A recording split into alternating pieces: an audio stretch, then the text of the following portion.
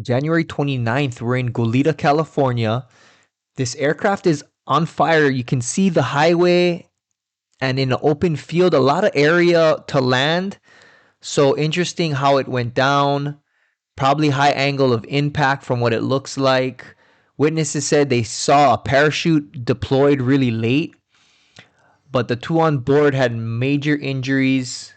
There's a little up close of this aircraft, a Cirrus SR-22, November 124 Lima Zulu. And here's the flight aware.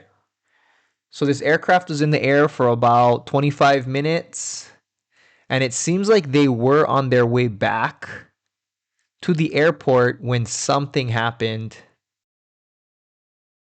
And here we are on the ground. Firefighters came on scene. Santa Barbara County Fire Department pulled hand lines from the highway along with this hillside as well. So not only do you have to put the aircraft out, but they have to be aware of this spreading brush fire as well. Luckily, the vegetation is mowed. That's why it's so important to keep these areas vegetation free. You can imagine if this area had not been mowed, there would have been a lot more fuel load, and this fire could have spread a lot faster with a lot more fuel. So just some minor importance to be aware of. But here they are putting that aircraft out. Looks like they did use foam from this truck here to get it out.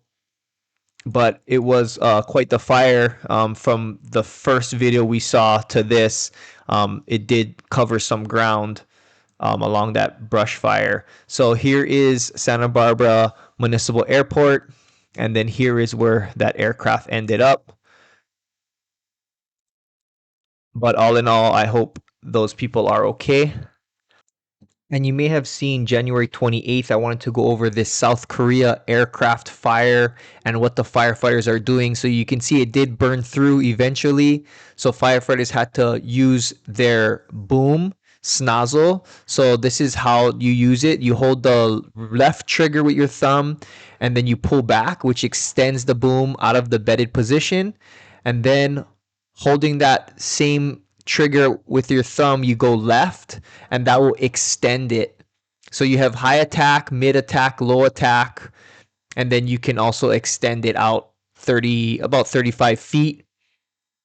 And then with that camera, you can see it kind of up where the nozzle is. You can look down. So that's what they're doing. They're looking down with the camera and they're shooting their stream straight down on the fire as it did burn through. Very tough scene, but the 176 passengers did get off the aircraft.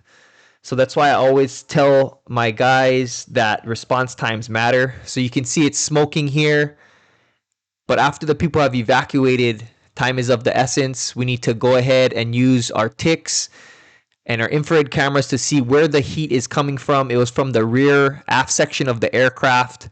If we need to pierce it and flood that area wherever the heat is located and then make access. Because if we don't, this is the kind of thing that can happen. It can quickly, the seats, everything is very flammable. And once those slides are deployed, oxygen is entered into the aircraft to help fuel the fire.